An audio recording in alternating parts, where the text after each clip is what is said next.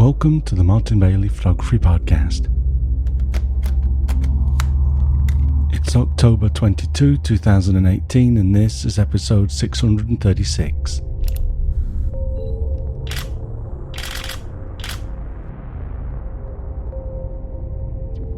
Today we're going to dive into some of the thought processes I use when composing my photographs, with real-world examples to help illustrate my ideas.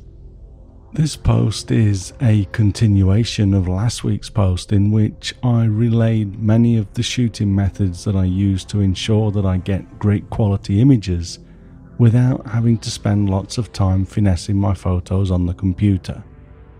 It was already a long post, so I decided to talk about composition as a separate subject this week. Having said that, although I'll provide some examples regarding compositional formula, I am not going to provide an A to Z guide, preferring instead that I give you advice on the questions that I ask myself in the field and my methodology, so that you can implement this in your own unique photography. The first and foremost advice that I can give on composition is to be deliberate in your work.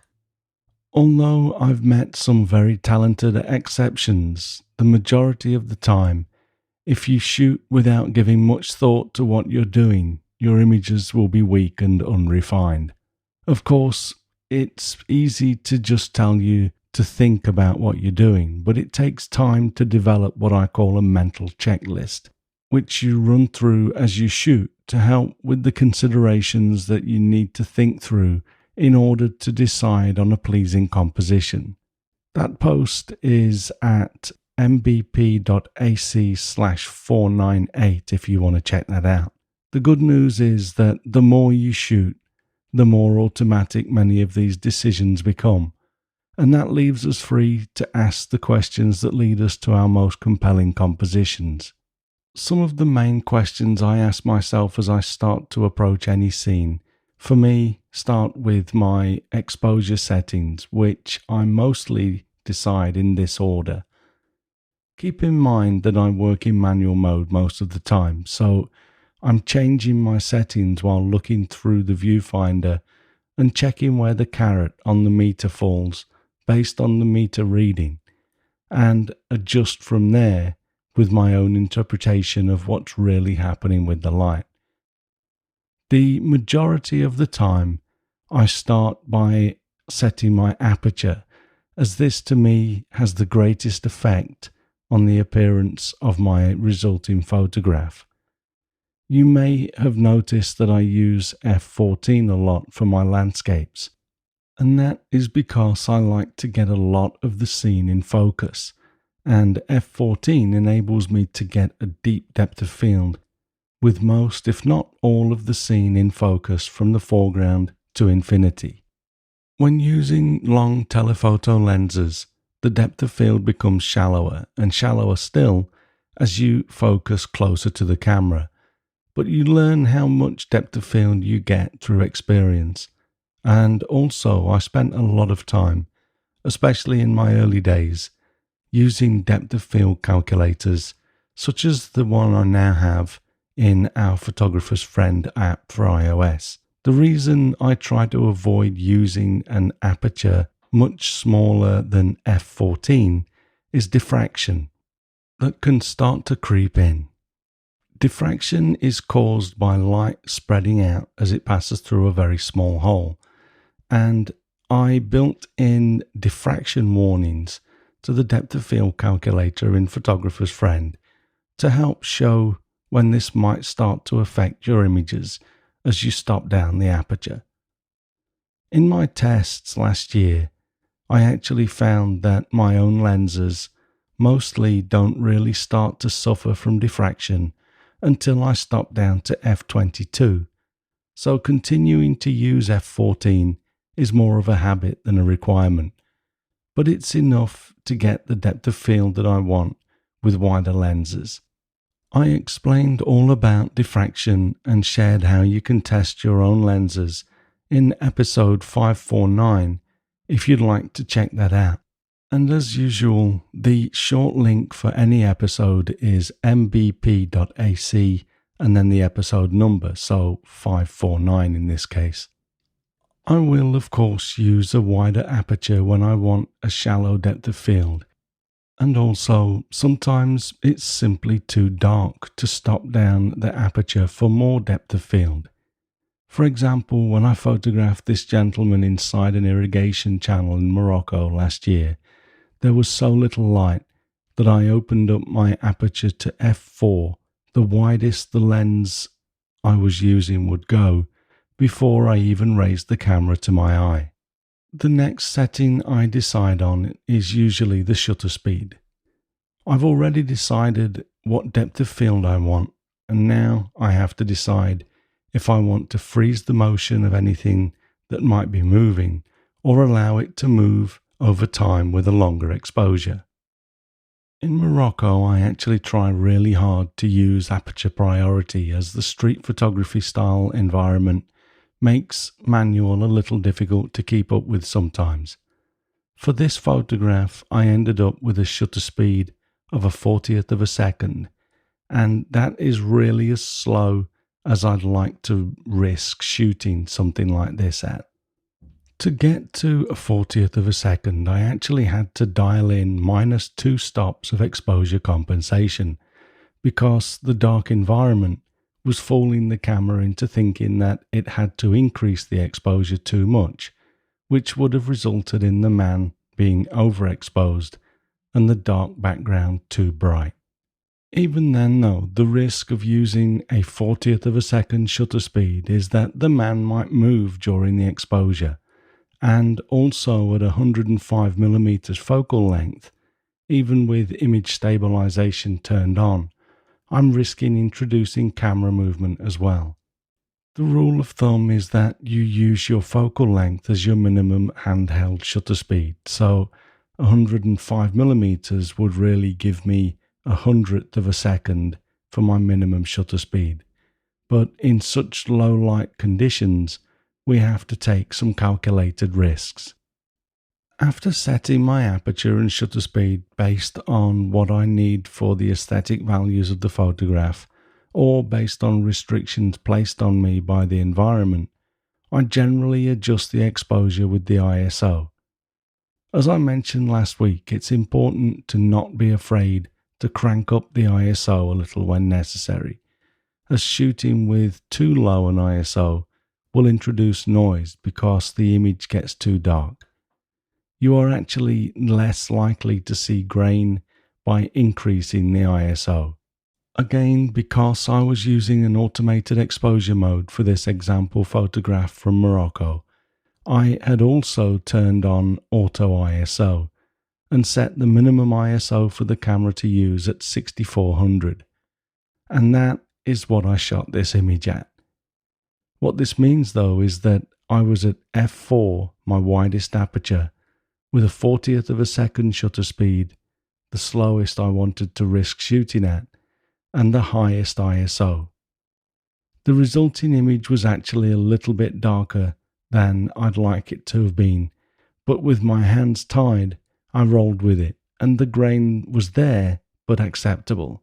I knew it would be because I've worked in these conditions often enough that I know what my camera will give me under these conditions. The important thing is that you think through each setting and understand why you select them and what you can expect to gain from each setting. For the previous example, it wasn't possible to use a tripod, as I was in a narrow passageway with my workshop group, and also even if I had used a tripod, using an even longer exposure would have just introduced more risk of subject movement. But when it's an option, using a tripod will generally help with your composition. Some people dislike using a tripod because they slow you down, but guess what? That's one of the main advantages of using a tripod.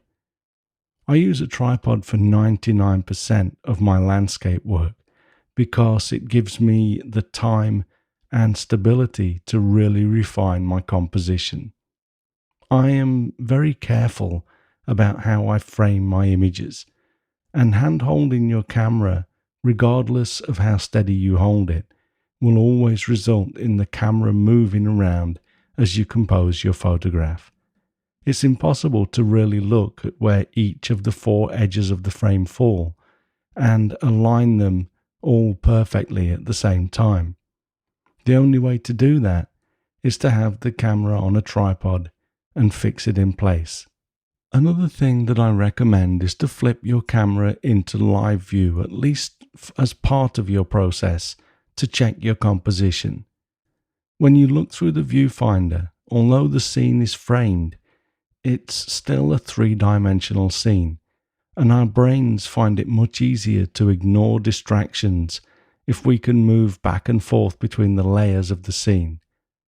Live view, on the other hand, shows us the image in 2 dimensions, flattening it so that all of the elements in your frame are on the same plane, and this really helps to identify problems and fix them before we make the exposure. Of course, live view doesn't work well if you're hand-holding with a DSLR, but the electronic viewfinder on mirrorless cameras probably does bring some of these benefits to handheld shooting, because you're looking at a flat image as opposed to the actual scene through the lens. Shortly I'll talk about using a tight crop, but as you saw in the previous example, I did 2 other things that I'd like to mention. The first of which is that you might notice that I left a lot of negative space to the right of the subject and above him. The space to his right is to add some balance. I'm not afraid to place a subject in the middle of the frame when it suits, although that's generally considered to be a no-no. We'll get to that shortly as well though. I've actually used the rule of thirds here by placing the subject along the left third of the image.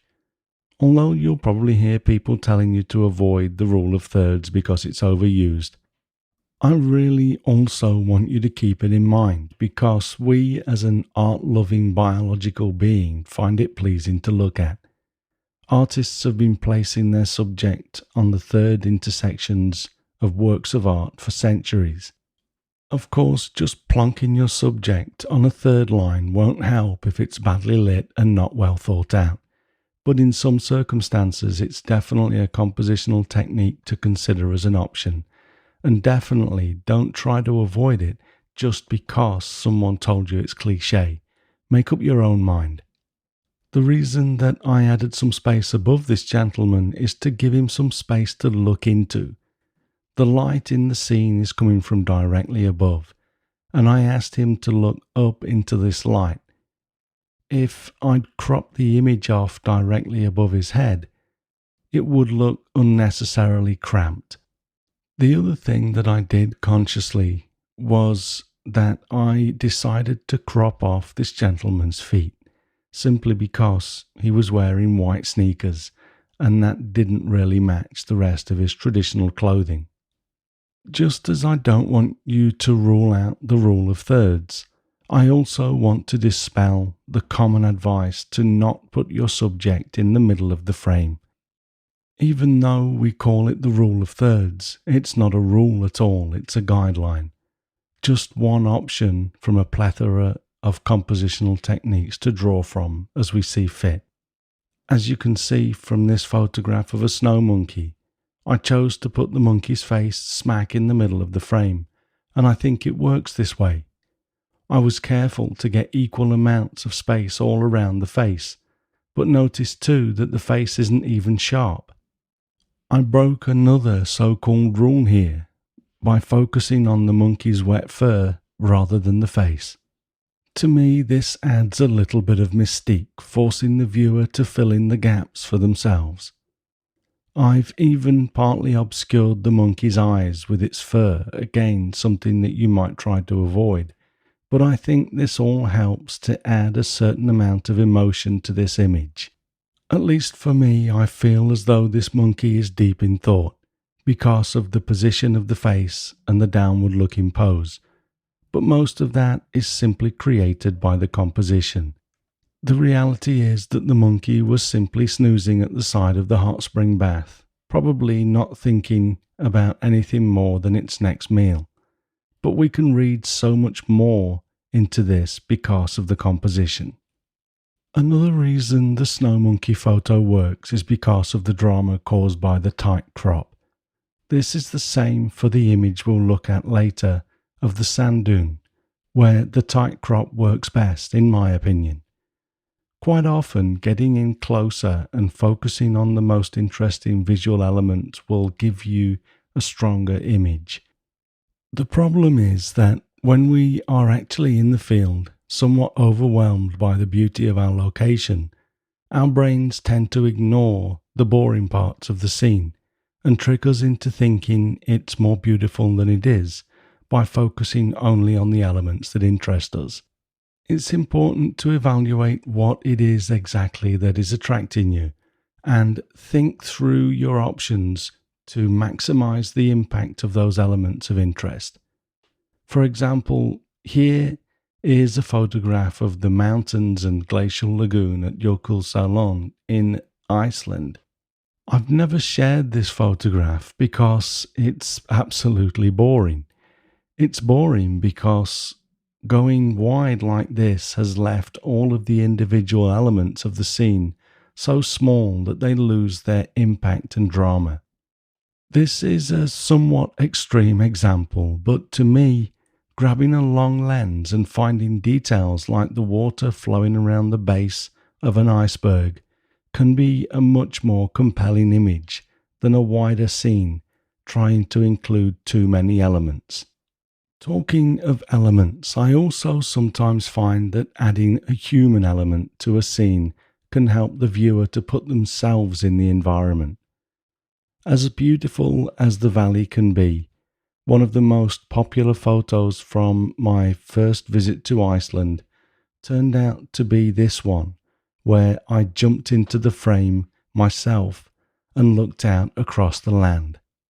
Despite us waiting patiently for the crowds to disappear to get a clean shot of the Skogafoss waterfall in Iceland, this shot became an instant hit thanks to the guy that walked barefoot out in front of the falls with an umbrella. Even for what is essentially a landscape photograph, the human element can add so much, even without being very large in the frame. Also note that, as deliberate as I like to be, this photo was very spontaneous. I was walking away from the falls with my group when the man started to walk out like this, so I had literally just a few seconds to drop my camera back down again and frame this up for just one shot. There is one popular mantra blindly regurgitated by photographers around the world that rubs me up the wrong way, and that is zoom with your feet. This is one of those phrases that is used, in my opinion, for one of three reasons, all of which I take exception to, which are: 1. To make you feel guilty for not walking. If you blindly walk closer to a subject, you completely change your perspective. You might remember my episode 568, The Effect of Subject Distance and Focal Length on Perspective, in which I show examples of how the perspective of our photos change as we move closer to our subjects. Assuming you change your focal length as you move, this changes the relationship between the foreground and the background elements in your frame. So there is always going to be an optimal distance for your composition. If you need to walk towards your subject to get to that distance, you'd essentially be zooming with your feet. But we should never do that blindly without considering perspective. Number 2 is to protect the ego of the 50mm lens shooter. Some people latch on to mantras like zoom with your feet to help them to live with their decision to not buy a longer lens. There is certainly snobbery I sometimes come across with regards to using short focal length lenses, and I sometimes meet people that have decided to only use prime lenses. And again, that's your decision. But that doesn't mean that you have to attack others for their decision to use a longer focal length to get their shots. It's just another decision, like whether to use a Mac or a Windows computer, or whether to buy a Canon or Nikon camera, or any of the other amazing cameras on the market. We make our own decisions, and it's completely unnecessary to tell other people why they are wrong about their own choices. Number 3 is the inability to think objectively. This third reason that I believe some people spout the zoom with your feet mantra is more understandable as a general flaw in our human nature, but some people really just lack the ability to think objectively about the possible reasoning of others to do what they do. For example, a street photographer may well be able to shoot 90% of their images with a 35mm lens and get stunning results. But if I were to take a 35mm lens to Namibia to try to photograph this lion doing what is actually just a fierce-looking yawn, I would obviously have to get a little bit too close to avoid being eaten. The same goes for walking off the edge of a cliff or into a body of water. There are a plethora of reasons why zooming with your feet may not be the best option. But I've talked about this enough for now, so I'll jump off my soapbox and move on. In fact, before we move on, let's look at an example of the effects of subject distance and focal length on the perspective that we achieve in our photographs, using some images from last year's complete Namibia tour. First of all, here is a photo from a distance as we approach a sand dune. In this first image, I included the entire dune and some of the sky. This shows the dune in its entirety with the trees at its base, but it's not a very impactful image. The trees seem a little bit insignificant, and the dune itself doesn't look all that impressive. My focal length for this image was 200mm.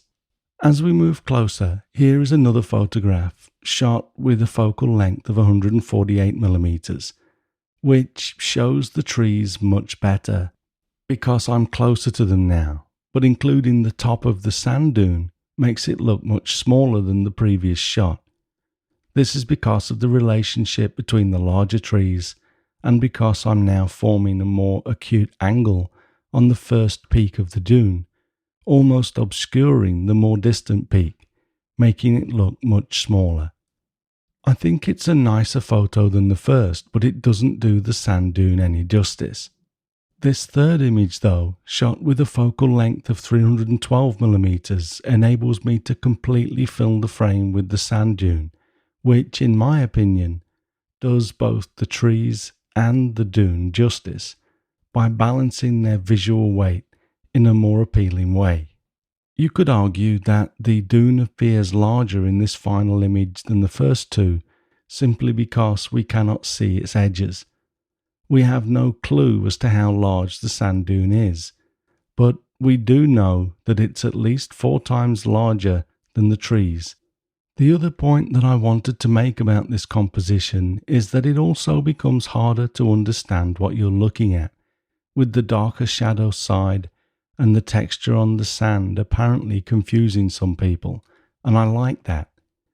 I find that images can be more visually rewarding if you have to work a little to understand them. And to circle back on the zoom with your feet topic, I did indeed walk a fair distance to get close enough to this dune to make these photos, but I also zoomed with my zoom lens to 312mm to make what I consider to be the optimal image that this dune has to offer. It's more about using your brain and your own sense of the aesthetic than rotely following a mantra that is used for the wrong reasons far too often. Another mantra that I'm kind of sick of hearing is that every photo should tell a story. I don't believe that every photograph can tell a story, opting myself to at least try to evoke some kind of an emotion in the viewer.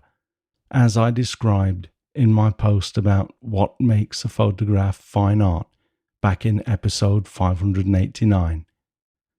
But when we can tell a story with a photograph, it can be a powerful thing. For this next image, I had arranged for a couple of camel handlers to walk through the dunes in Morocco so that my group and I could photograph them, and we were lucky to have a beautiful sunset while we were out there as well. Again, the human element helps here. We can build our own story based on the visual clues in this photograph, perhaps thinking of a romantic distant land with the camel handler making his way to meet a future wife with his camel dowry or something like that. I don't even know if they have a dowry system in Morocco, but you get the picture. I love minimalist photography. A tree on a hill covered in snow, to me, is one of the most satisfying types of photography I do. I mentioned giving the subject some space earlier, but wanted to follow up here and say that in this kind of minimalist work, I really feel that in many ways, the space is the subject. The tree and its shadow and the grasses poking through the snow in this photograph are nothing without the snow itself, and that is taking up most of the space in this image. Because of the need for this space, I find that when composing this kind of image, the opposite approach to the tight crop is called for. I tend to go wider and include more space around what you might consider to be the main subject, because the subject, in this case, is nothing without its space to live in. The reason this space works, though, is because it's uncluttered. Some of my images like this don't even have the additional grasses, so there's nothing but snow, a tree, and a white or grey sky. Just as the snow absorbs sound, making it a surreal and relaxing environment to work in, it cleans everything else up visually too. And this is incredibly appealing to me, and probably why my Hokkaido landscape tours are so popular. The other takeaway from this, though, is the importance of decluttering your images, even when there's no snow to help with this. We are responsible for everything in the frame, and it's our job to select a camera position and focal length that enables us to best isolate our subjects in an environment that contains the least distractions. And this comes back to my point about being deliberate. Look and really see what's in the frame, and ensuring that the edges of your frame are clean and cut off in a pleasing way is of paramount importance. One subject that came up in the comments for last week's post that I want to mention for thoroughness is that although I prefer to get my images as close as possible in the field, there are times when I'm happy to crop my images. So let's explore when I might do this. The main reason that I consider cropping my work is when it feels to me as though it will simply work better in a format other than the 3:2 aspect ratio that my camera records images in. For example, in the following image, I wanted to include a lot of zebras in the main group to show the one on the left as standing out from the main group. I also wanted to cut off the group to the right in open space, rather than splice through a zebra, so this naturally led to an image with a lot of detailless sky. Cropping this down to a 16:9 ratio helped me to reduce the amount of sky in the shot, and I also like the 16:9 crop because it looks great on a widescreen computer or TV. I'm finding myself viewing images on the TV more and more now that we have such large 4K screens to really do our work justice.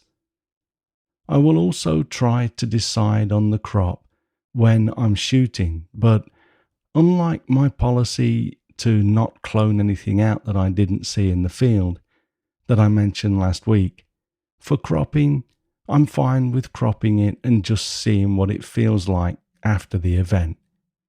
My camera does have a feature where I can crop the images in the camera, and I can also tell it to not actually crop the image, just to add cropping information so that I can edit it later. But I personally don't do this. I can imagine what the various crops will look like easily enough without emulating it in the camera. I also wanted to mention that I rarely simply use the crop tool without locking it to a specific crop ratio, simply because I like to ensure that I can print images with at least a certain amount of conformity. Of course, the 16:9 crop that I just mentioned is more for screen viewing, but for prints I like to use either the native 3:2 aspect ratio, and I also like 2:1 where the image is twice as wide as it is high. I don't only create canvas gallery wraps, but using specific ratios also makes it easier to get the right sized stretcher bars for my prints. For example, for the regular 3:2 aspect ratios, we have 20 and 30-inch stretcher bars. And for a 2:1 aspect ratio, I could use 20-inch bars and 10-inch bars, or 40-inch and 20-inch bars. Now that I have a 44-inch wide large format printer, I could even use 60-inch and 30-inch bars, although I haven't stocked this size yet. For fine art prints, it's not really a problem to have arbitrary crop sizes because I always print with a border, and the image would just fit inside the borders. But having my images all cropped to specific aspect ratios does still enable me to select images of the same crop ratio just for conformity. When possible, I like to present work that adheres to a specific set of attributes. Again though, like many of the decisions I make, these are all just personal preference, and if you're happy to crop your images freely, rather than sticking to specific ratios, that's completely fine. I'm just relaying what I do in case it can inform your own decisions in any way. Another crop ratio that I like to use is 4:5, based purely on the aesthetic quality I associate with the popular medium format ratio. This ratio really suits portraits and was a popular film size with portrait photographers. In my own work, the image that sprang to mind as I tried to locate an example was this one of a northern red fox yawning as we photographed him from the bus during one of my Japan winter wildlife tours a few years ago. Again here, I was using the crop to reduce the blue above the fox's head, but I do think it enhances the image by making it feel more like a portrait, as I think we've been conditioned to associate the 4:5 ratio with portrait work. I also use the 1:1 crop or square crop occasionally, but by that point, I generally start to feel as though I'm throwing away too many pixels, so I'm more likely to shoot 2 or 3 frames and stitch them together for a square image, rather than cropping down from a single frame. Having said that, I'm now shooting with 50 megapixel cameras, and I'm more likely than I was before to crop in a little more heavily, as I can still leave myself more pixels than I used to get with an uncropped image just a few years ago. I could go on and keep looking for examples and my thinking behind each photograph, but again, this has turned into a bit of a mega post, so we'll wrap it up here for now. As I mentioned at the start, a lot of what I've covered today aren't solid guidelines, but I hope that what we've touched on will help you to make the optimal decisions regarding compositions as you create your own photographs. I'm a firm believer in not necessarily learning rules, but learning how to think for ourselves, and then thinking our way through situations to reach our own, often new and refreshing conclusions. I'm being contradictory here in that I hope you read or listen to what I have to say on this post, but at the same time, I don't want you to think too much about what people say, especially when there are lots of shoulds in the post. I prefer myself to avoid using the word should because I don't think we can really tell people what to do or how to do it. As we gain more and more experience in our wonderful pursuit of photography, we gradually fill a mental toolbox with tools that we can draw from as we work. And the more tools you have in your toolbox, the more likely you will be to pick the best one based on your own interpretation of any given situation, rather than have someone hand you a tool and tell you exactly how to use it. Thanks very much for listening today. If you enjoy this podcast, please share a link with your friends. Subscribe in iTunes or your favorite podcast program to ensure uninterrupted delivery. If you have a moment to rate the podcast or leave us a review on iTunes, that helps to keep us relevant in the huge number of podcasts out there now. You can find me on Instagram, Facebook, Twitter and Google+, etc. and links to everything that I'm up to are at martinbaileyphotography.com, so do drop by and take a look. I'll be back next week with another episode, but in the meantime, you take care and have a great week, whatever you're doing. Bye bye.